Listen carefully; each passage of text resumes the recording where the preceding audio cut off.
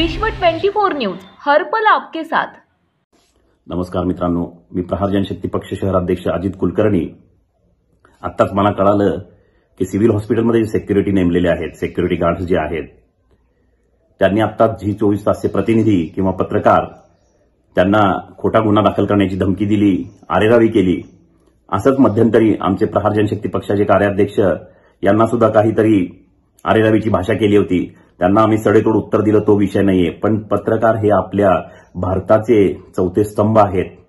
ते जे आहेत काम करतात, ते लोकांच्या अडीअडचणी जे आपल्यासमोर मांडण्याचं काम करतात, अशा लोकांना आणि पत्रकारांना जर आपण आरेरावीची भाषा करत असाल तर प्रथमतः मी आपला निषेध करतो आणि डीन साहेबांना, ठाकूर साहेबांना मी विनंती करतो की जेणेकरून असे जे तुम्ही आरेरावी करणारे हे जे गुंड नेमलेले आहेत यांना पहिल्यांदा बरखास्त करा, त्यांना कामावरून काढून टाका।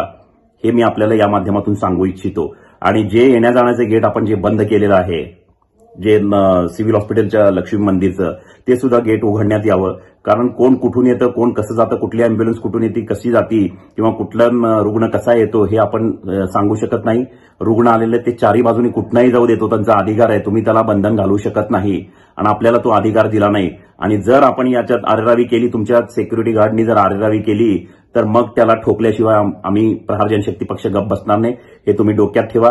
ते झी 24 तासचे कोण पत्रकार असतील त्यांना बोलवून घ्या, त्यांची माफी मागायला लावा।